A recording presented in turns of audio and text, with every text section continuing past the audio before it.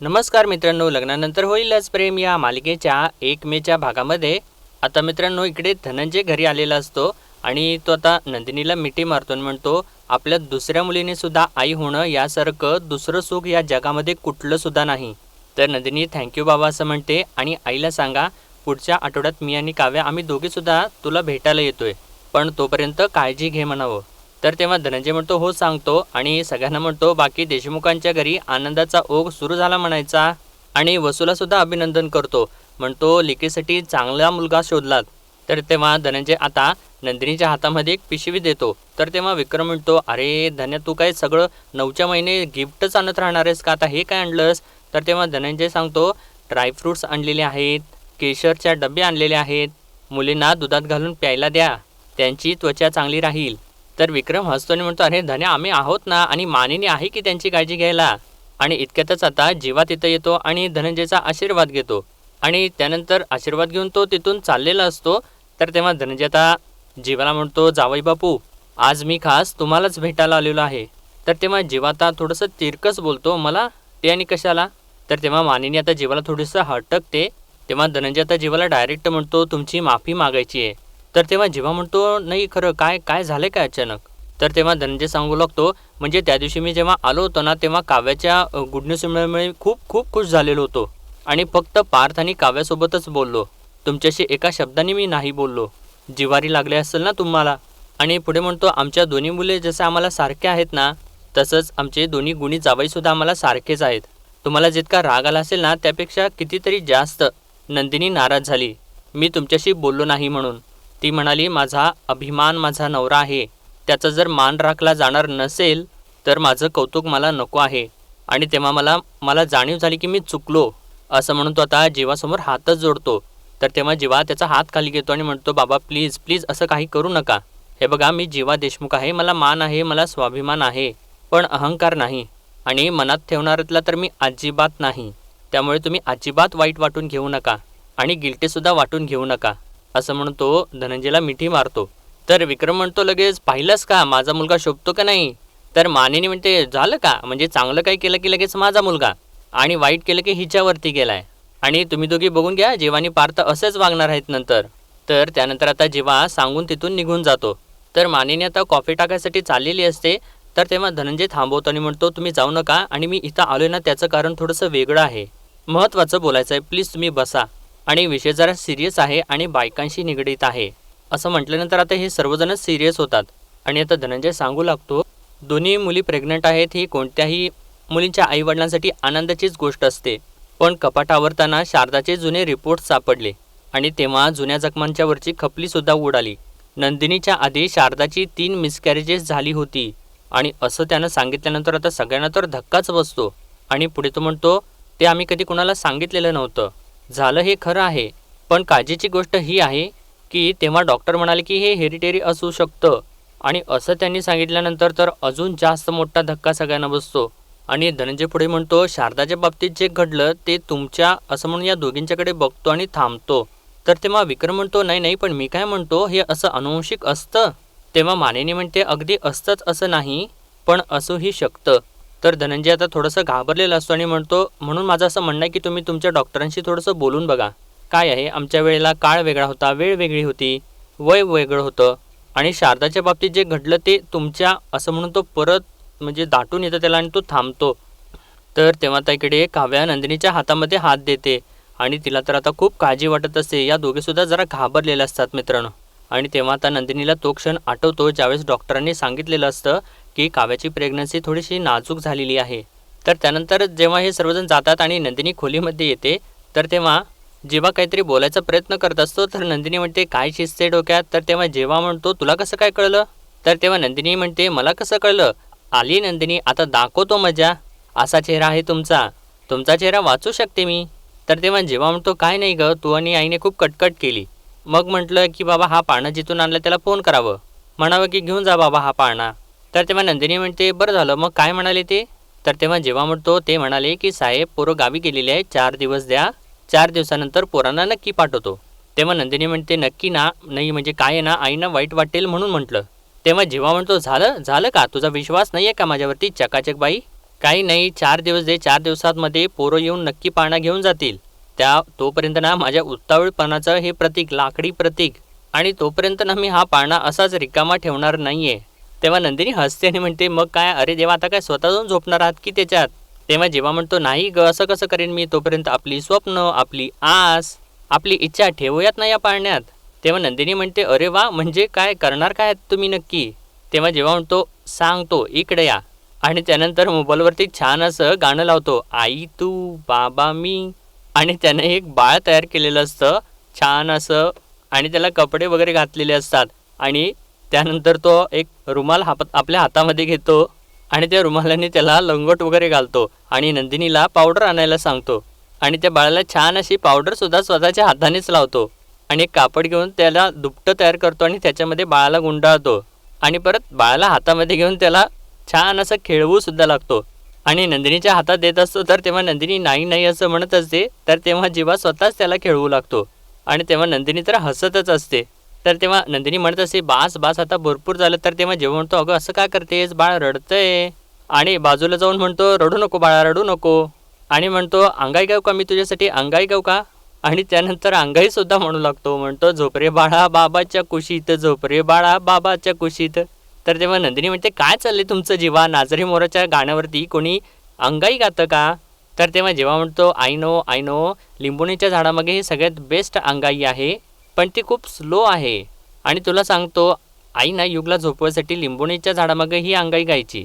मग काय व्हायचं माहिती आहे, युगच्या आधी ना आईच झोपायची आणि त्यानंतर परत ती स्वतःचीच अंगाई म्हणू लागतो. तर नंदिनी हसत असते आणि म्हणते, अरे बाप रे बाप, हात जोडले तुमच्यापुढे, हात जोडले. आई तुमच्यावरती रागवले ना, ते अगदी करेक्ट आहे. तेव्हा जेव्हा म्हणतो, हा आत्ता रागवलेली आहे ती, पण 9 महिन्यानंतर ना तिला हाच पाळणा हवासा वाटेल. तेव्हा घरभर सगळीकडे लाईटिंग केलेली असतील, फुलं लावलेली असतील, बायकांचा गराडा असेल आणि सगळ्यांना हरभरे वाटले जात असतील. तेव्हा नंदिनी म्हणते, अरे बाप रे, तुम्ही पारशापर्यंत पोचलात जीवा. आणि तेव्हा नंदिनी म्हणते, तुम्ही असं ऐकणार नाही असं म्हणून ती बाहेर चाललेलीच असते. तर तेव्हा जीवा लगेचच खाली गुडघ्यावरती बसतो आणि ताई असं का करताय, अहो कोणी गोविंद घ्या असं म्हणून ते बाळ नंदिनीच्या हातात देत असतो. आणि त्यानंतर नंदिनीने हातात घेऊन परत दिल्यानंतर ती परत म्हणते, नाही नाही बास आता जीवा, बास झालं, खूप झालं. तर तेव्हा जीवा त्या बाळाच्या कानामध्ये कुर्र करतो आणि त्याला पाळण्यात ठेवतो आणि म्हणतो, आपण एक काम करूया, आता ना आपण पाळणा गाऊयात. तर नंदिनी आता जास्तच चिडते, म्हणते, जीवा बास आता, एक मी धपाटाच देईन. नाहीतर काय, किती हसले मी, हसून हसून पोट दुखायला लागलं माझं, बास झालं आता. तेव्हा जेव्हा म्हणतो, चकाचक बाई, अशीच छान हसत राहा. तेव्हा नंदिनी म्हणते, जेव्हा मी तुमच्याकडे काही मागितलं तर द्याल का? तर तेव्हा जेव्हा म्हणतो, दिलं. तर नंदिनी म्हणते, पाळणा देताना रडू नका. तर तेव्हा जेव्हा म्हणतो, लगेच कसं काय कळलं तुला? तर तेव्हा नंदिनी म्हणते, मी तुम्हाला चांगलंच ओळखून आहे जन्मेजय देशमुख, मला माहिती आहे हा पाळणा न्यायला येतील ना तेव्हा भरून येणार तुम्हाला, पण एवढं वाईट वाटून घेण्याची काहीच गरज नाही आहे. हे बघा, 8व्या महिन्यात परत आपण पाळणा घेऊन येऊयात, तेव्हा तुम्हाला कोणी काहीसुद्धा बोलणार नाही. तर तेव्हा जेव्हा म्हणतो, पलटणार नाही ना? तर तेव्हा नंदिनी म्हणते, अरे मी काय जीवा आहे की काय? तर तेव्हा जेव्हा म्हणतो, हो तू जीवाची बायको आहेस, मला ना तुझ्यावरती विश्वासच नाही आहे. काय ना, मला पुन्हा ना आईचा ओरडा खायचा नाही आहे आणि मला ना लिहून पाहिजे, आत्ताच्या आत्ता लिहून पाहिजे. असं म्हणून तो आता ती डायरी घेतो आणि त्याच्यावरती त्याने सर्व काही लिहिलेलं असतं ना, सारखं की आम्ही आई बाबा होणार. तर तेव्हा नंदिनी आता ते बघितल्यानंतर म्हणते, शेवटी खरं झालंच. तर तेव्हा जीवासुद्धा म्हणतो येस. आणि त्यानंतर जेव्हा दुसरं पेज उलटतो तर त्याच्यावरती ते सगळं काही त्यांनी किडनॅपिंगची केस आरतीने सॉल्व केलेली असते ते पेज असतं. आणि ते बघितल्यानंतर नंदिनी म्हणते, हा मास्तरचा चॅप्टर तर अर्धा निम्माच राहिला, तो मास्तर आपल्या हाती लागायला पाहिजे होता. तर तेव्हा जेव्हा म्हणतो, लागेल, नक्की लागेल, पण तात्पुरतं ना आपण या चॅप्टरला फ्रीज करूयात. आणि ते पेज फाडून बाजूला टाकून देतो आणि म्हणतो, आपण आत्ता दोघांनी मिळून काहीतरी वेगळं लिहायचं आहे. आणि त्यानंतर नंदिनीच्या हातामध्ये पेन देतो आणि आपला हात धरून त्या डायरीवरती लिहितो, आम्ही आई बाबा झालो असं म्हणतो. नंदिनीला मिठीच मारतो. तर त्यानंतर मित्रांनो, आता दुसऱ्या दिवशी सकाळी मानिनी पार्थसाठी पोहे घेऊन येते आणि पार्थचं तर कामच सुरू असतं. आणि तेव्हा त्याला फोन येतो आणि तो फोनवरतीच बोलू लागतो. तर मानिनी त्याच्या हातामधला फोन काढून घेते आणि म्हणते, पार्थ तू घरातला नियम विसरलेला आहेस का? खाताना काम करायचं नसतं आणि काम करताना खायचं नसतं, नाहीतर एकही काम धड होत नाही. खा ना शांतपणाने पोहे, काय एवढी कसली गडबड आहे रे तुझी? तर तेव्हा पार्थ सांगतो, रम्या मॅडमने रिझाईन केले ना, दिलेलं कुठलं काम पूर्ण केलेलं नाही आहे आणि प्रेझेंटेशन दिलेलं होतं ते सुद्धा मार्गी लावलेलं नाही आहे, हँडओव्हर न देता तसंच सगळं सोडून दिलेलं आहे. तेव्हा मानिनी म्हणते, पण दुसरं कोणीच नाही आहे का हे काम करायला? तर तेव्हा पार्थ म्हणतो, तुला आई माहिती आहे ना मला कसं परफेक्ट काम लागतं, आणि आत्ता तर सध्या कोण नाही आहे आणि नवीन रिक्रूट होईल ना तेव्हा बघूयात. आणि सांगतो, आई काय पण म्हण, म्हणजे रम्या कशी पण असली ना, पण कामात सुपिरियर होती, खूप प्रामाणिक होती कामात. तर इतक्यातच विजय येतो आणि म्हणतो, नाही माझ्या प्रामाणिक बायकोची कोणी कदर केली नाही ना ऑफिसमध्ये. आणि असं बोलत तो तो खुर्चीवरती बसतो आणि आशाला म्हणतो, आशाताई माझ्यासाठी 2 ऑमलेट आणि कुठल्या तरी फळाचा ज्यूस घेऊन या. तर तेव्हा मानिनी म्हणते, देशमुखांच्या घरात आजच्या वारी अंड खात नाहीत. तर विजय म्हणतो, पण मी देशमुख नाही आहे ना. आणि परत आशाला म्हणतो, आशाताई 2 अंडी. आणि तेव्हा मानिनी म्हणते, आशा आजच्या वारी अंड करणार आहेस तर अंड केल्यानंतर ओटा वगैरे जरा नीट साफ करून ठेवशील. आणि आता पार्थच्या समोर पोहे बघितल्यानंतर म्हणतो, आशाताई पोहे पण काढा ना एका प्लेटमध्ये, मी रम्यासाठी बेडरूममध्ये घेऊन जाईन. तर पार्थ म्हणतो, सगळे नियम मोडायचेच ठरवलेत का? नाही, देशमुखांच्याकडे बेडरूममध्ये ब्रेकफास्ट नेला जात नाही, रम्याला माहिती आहे ते. तर तेव्हा विजय म्हणतो, इंटरेस्टिंग हा, फार छान नियम आहेत सगळे. पण काय आहे ना, जसा मी देशमुख नाही तशी ती सुद्धा देशमुख नाही, नाही का? म्हणजे आधी ती शितोळे, आता ती मतकरी, आणि तुम्ही तर कधी तिला देशमुख मानलंच नाहीत. मग देशमुखांचे नियम कशाला पाळायला लावायचे, नाही का? असं तो तिरकसच बोलत असतो. आणि म्हणतो, काय आहे ना, ती खूप थकली, शीज खूप टायर्ड, आणि तिचा पाय पण दुखतोय. आणि हां, आता तिला काही दुखतंय का, खुपतंय का, आजपर्यंत याची काळजी कधी घेतली गेलेली नसेल, पण याच्यापुढे असं नाही होणार. विजय आलाय ना, आणि माझ्या रम्याला जर त्रास होणार असेल ना, तर तिला पाऊलसुद्धा खाली ठेवू देणार नाही मी. आणि त्यानंतर तिथनं उठतो आणि आशाताई ऑमलेट असं म्हणून तिथून निघून जातो. तर पार्थ आता खूप चिडलेला असतो आणि म्हणतो, किती दिवस याची मुजोरी सहन करायची आहे? तेव्हा मानेनी म्हणते, अरे आता सकाळ सकाळ तू या गोष्टीचा त्रास करून घेणार आहेस का? आणि खा असं सांगते. तर पार्थ म्हणतो, नंतर खातो. आणि सांगतो, काव्या उठल्या की त्यांना फॉलिक ॲसिडची गोळी घ्यायला सांग. आणि झोपलेल्या आहेत त्या, काल रात्री खूप उशिरापर्यंत अभ्यास करत होत्या. त्यांची ना अशी परिस्थिती झाली आहे की झोपही येत असेल पण अभ्याससुद्धा सोडवत नाही आहे, असं सांगून तो न खाताच तिथून निघून जातो. आणि इकडे आता विजय रम्याजवळ जातो, तेव्हा रम्या झोपलेली असते आणि तिला तो आता उठवतो. आणि उठल्यानंतर म्हणतो, गेस वॉट, बेड टी सारखं ना मी तुला बेड सिनेमन कॉफी घेऊन येतो. तर तेव्हा रम्या म्हणते, सिनेमन कॉफी नको आहे मला, आजपासून कॉफी सोडली आहे मी. तर तेव्हा विजय म्हणतो, ओके नो वरीज, मी ज्यूस आणीन. तर तेव्हा रम्या म्हणते, तुला माहिती नाही आहे का आपल्या इथे ब्रेकफास्ट वगैरे असं रूममध्ये नाही आणत. तर तेव्हा विजय म्हणतो, तुला माहिती आहे नाही का, विजय नाव आहे माझं, नियम आणि माज मोडून काढण्यात ना माझी फेवरेट ॲक्टिव्हिटी आहे. आत्ताच सुनावून आलो आहे देशमुखांना, ब्रेकफास्ट वरती घेऊन जाणार आहे मी रम्यासाठी, आणि तो सुद्धा अंड्याचा. तुम्हाला जे काय करायचं आहे ते करा. तर तेव्हा रम्या म्हणते, अरे नाही नाही, पण आज तर आजच्या वारी तर आपल्याकडे, असं ती म्हणत असते आणि परत हसते. तर तेव्हा विजय म्हणतो, तुम बैठो आराम करो, आपका जिन बॉटल में से बाहर निकल के आया है, छान आराम कर आणि फक्त हुकूम दे तू. तर तेव्हा रम्या आता मनातल्या मनात म्हणते, बावळट असला तरी सुद्धा बरा आहे हा, याचा ना बरोबर वापर करून घेता आला पाहिजे. तर आता विजय मनातल्या मनात म्हणतो, कोण कुणाचा वापर करून घेतोय ना हे तुला लवकरच कळेल रम्या. आणि इकडे मित्रांनो आता काव्या बाहेर येते आणि मानिनीला विचारते, ऐका ना पार्थ कुठे गेलाय? तर मानिनी सांगते, त्याला खूप घाई होती म्हणून गेलेला आहे तो. तेव्हा काव्या म्हणते, मी पण आज नेमकी उशिरापर्यंत झोपले, काय कळतच नाही आहे मला. तेव्हा मानिनी म्हणते, इट्स ओके ग, आणि प्रेग्नन्सीमध्ये हवी तेवढी झोपली ना तर तेव्हा हवं तेवढं झोपायचं, कळलं का? तर तेव्हा जीवाता येतो आणि म्हणतो, हवं तेव्हा हवा तिथे हवं तितका वेळ झोपायला मिळणार असेल तर पुरुषसुद्धा प्रेग्नंट व्हायला तयार होतील. आणि तेव्हा आता पुढे येत असताना जीवाला ठेच लागते तर एकदम तो दंगा करू लागतो. तेव्हा मानिनी म्हणते, अरे एवढीशी ठेच लागली तर किती आरडाओरडा करतोयस? म्हणे प्रेग्नंट व्हायला चालणार आहे, प्रेग्नन्सीत होणारे बायकांना त्रास, डिलिव्हरीच्या कळा, हे सगळं काही सण होणार आहे का तुम्हा पुरुषांना, असं म्हणून फटका मारते. तेव्हा जेव्हा म्हणतो, हसा हसा तुम्ही, इथे तुमच्यासाठी मी छान छान फ्रूट्स घेऊन आलो आहे तरीसुद्धा माझ्यावरतीच हसा, असं म्हणून काव्या आणि नंदिनीला फ्रूट्स देऊ लागतो. आणि म्हणतो, बरं मी तुम्हाला क्लिनिकला सोडायला येतो आहे, मला याच्यावरती अजिबात वाद नको आहे. तेव्हा मानिनी म्हणते, मी पुढच्या वेळी मी सुद्धा येईन ना तुमच्याबरोबर, आणि मला ना सोनोग्राफीचे रिपोर्ट्स आल्यानंतर दोघीसुद्धा दाखवा.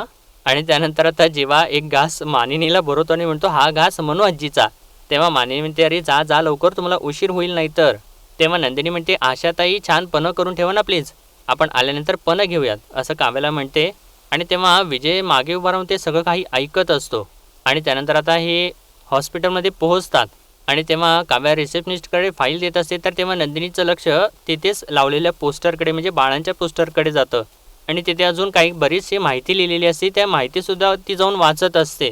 तेव्हा काव्याचं लक्ष तिच्याकडे जातं आणि तीसुद्धा तिथं जाते आणि म्हणते, ताईसाहेब कुठे हरवलात आणि काय बघतेस एवढं? तेव्हा नंदिनी म्हणते, काय नाही काव्या, मागच्या वेळी ना जीवांच्या सोबत मी हॉस्पिटलमध्ये आलेले होते, घरभर उत्साही मॅच्युरिटीचे अवसान आणणारे आम्ही मनामधून फार खचलेलो होतो, दुखावले गेलेलो होतो आणि धीरसुद्धा सुटलेला होता आमचा. पार्थने सुचवलेलं होतं ना, म्हणून आलो या डॉक्टरांच्याकडे. आणि तेव्हा ना या सगळ्या नावांच्याकडे लक्षसुद्धा गेलं नाही. कळा सोसणाऱ्या बायकांच्यासाठी लेबर रूम, नुकत्याच जन्माला आलेल्या बाळांसाठी NICU रूम आणि आता नुकतीच ज्यांची डिलिव्हरी झालेली आहे त्या बायकांच्यासाठी वेगळी रूम. आणि तुला सांगते खरंच हे सगळं वाचून खूप मस्त वाटतंय. म्हणजे हे सगळं काही आपल्यासाठी आहे. आपण एलिजिबल आहोत या रूममध्ये जाण्यासाठी आणि हे फिलिंगच खूप भारी आहे यार. तेव्हा काव्यासुद्धा म्हणते, खरंच ग ताई, ॲक्च्युली ना तू हे बोलल्यानंतर माझ्या लक्षात आलं. पण अजून एक गोष्ट लक्षात आली नाही, म्हणजे आपण शहरात राहतो, आपल्याला अशी चांगल्या हॉस्पिटलमध्ये यायची संधी मिळते, छान सोयीसुविधा मिळतात आपल्याला. पण अगं खेड्यातल्या बायकांचं काय होत असेल गं? नाही म्हणजे रस्ता छोटासा म्हणजे म्हणून एका छोट्याशा साडीची झोळी करून घेऊन जातात बाळाला. तिला घेऊन जाणाऱ्या लोकांचे सुद्धा हाल आणि जिला कळा येत आहेत तिचेसुद्धा हाल. तेव्हा नंदिनी म्हणते, हो माहिती आहे मला. किती वेळा दवाखान्यामध्ये लाईटसुद्धा नसतात, कधी कधी तरी स्टाफसुद्धा कमी असतो. खरंच खूप कठीण असते तिथली परिस्थिती. तर तेव्हा काव्या म्हणते, ताई तुला खरंच सांगू का, मी बरं झालं की एकाच वेळी IAS आणि आई एकत्र होते. काय आहे ना, तो आनंद निवासमध्ये काही केसेस अशा बघितले असतील, पण मी सगळं हे पहिल्यांदाच अनुभवते ना. ते काहीसुद्धा नाही. IAS झाले ना मी की या सगळ्यावरती काही ना काहीतरी मार्ग नक्कीच काढेल आणि यावरती मी नक्की काम करणार. तेव्हा नंदिनी म्हणते, करशील, नक्की करशील, खात्री आहे मला. आणि म्हणते, मला खरंच तुझा खूप अभिमान वाटतो काव्या. स्वतःच्या पायाखाली मखमल असताना दुसऱ्यातल्या पायातला काटा सळणं यालाच तर खरी माणुसकी म्हणतात आणि ही माणुसकीनं आपण कधीच नाही सोडायची. आणि असं या बोलत असतात इतक्यातच सिस्टर येतात आणि तुमच्यापैकी नंदिनी कोण आहे असं विचारतात. तर तेव्हा नंदिनी आता चाललेली असते. तर तेव्हा काव्या म्हणते, जाऊ बाई, आपको पहिली सोनोग्राफी मुबारक हो. आणि म्हणते, जा जा आज जा, काही टेन्शन घेऊ नकोस, मी आहे इथेच. तर तेव्हा सिस्टर म्हणतात, यांच्यानंतर तुमचाच नंबर आहे. आणि नंदिनीला ती घेऊन जाते. तर तेव्हा आता काव्या तिथं बसल्या बसल्या आता पार्थला व्हॉईस नोट पाठवू लागते. म्हणते, हाय, मला माहिती आपण सकाळी सकाळीच बोललेलो आहे, पण तुमची खूप आठवण येते हो देशमुख. आणि ऐका ना, मी आणि आपला बबू डॉक्टरांच्याकडे आलो आहे, काय काळजी करू नका, रुटीन चेकअपसाठी आलो आहे. मी आणि आपलं बेबी आम्ही दोघंसुद्धा ठीक आहोत, प्लीज लवकर या, आम्ही दोघंसुद्धा मिस करतोय तुम्हाला. असं म्हणून ती व्हॉईस नोट पाठवते. आणि इतक्यातच एक पेशंट बहुतेक थोडंसं सिरियस असतं आणि तेव्हा तिचा नवरा तिला स्ट्रेचरवरून घेऊन येत असतो आणि तो ओरडत असतो, डॉक्टर डॉक्टर. आणि तेव्हा ते स्ट्रेचर जोरजोराने तो पळवत नेत असतो. तर तेव्हा ती बाईसुद्धा रडत असते, माझं बाळ. तर तेव्हा तिचा नवरा म्हणतो, तू काळजी करू नकोस, सगळं काही ठीक होईल. आणि ते बघत असताना काव्याला तर खूप मोठा धक्का बसतो. आणि आता त्या बाईला आतमध्ये घेऊन गेल्यानंतर काव्या तिच्या नवऱ्याकडे बघू लागते. तर त्याच्या अंगाला सगळीकडे असं रक्त वगैरे लागलेलं असतं आणि तो रडत वगैरे असतो. आणि काव्याला तर आता खूप जास्त त्रास होऊ लागतो ते सगळं बघितल्यानंतर. आणि मित्रांनो, आजचा भाग इथेच संपतो आणि पुढील भागामध्ये आपण पाहणार आहोत. मित्रांनो, आता विजय जो असतो तो रम्यासाठी ज्यूस घेऊन आलेला असतो आणि तेव्हा रम्या त्या ज्यूसचा एक सिप पिते आणि म्हणते, पपई. तर तेव्हा विजय म्हणतो, करेक्ट, आत्ता जसं तुला वाटलं तसंच जर दुसऱ्या कोणाला जरी वाटलं आणि पणं सोडून जर ती व्यक्ती पपईचा ज्यूस प्याली तर, असं तो बोलत असतो. आणि त्यानंतर चक्क नंदिनीने सांगितलेलं असतं की पणं तयार करून ठेव म्हणून आशाला. आणि तेव्हा आशानंच ते पणं फ्रीजमध्ये तयार करून ठेवलं असं तिला वाटत असतं. आणि तेव्हा ती फ्रीजमधून ते पणं घेते आणि विजयने तिथे घोळ करून ठेवलेला असतो. मित्रांनो, त्या पण्यामध्ये पपईचा ज्यूस त्याने तयार करून ठेवलेला असतो आणि रम्या ते सगळं काही बघत असते. आणि तेव्हा नंदिनी तर 2 ग्लास भरून घेऊन येते आणि एक काव्याला देते आणि एक स्वतःसाठी घेते. आणि रम्या मात्र ते सगळं काही बघते आणि तिथून गायब होते. तर मित्रांनो, आता या दोघीसुद्धा ते ज्यूस पिणार का हे आपल्याला उद्याच्या भागामध्ये कळेलच. तोपर्यंत आपल्या व्हिडिओला लाईक, शेअर आणि सबस्क्राईब नक्कीच करा. धन्यवाद.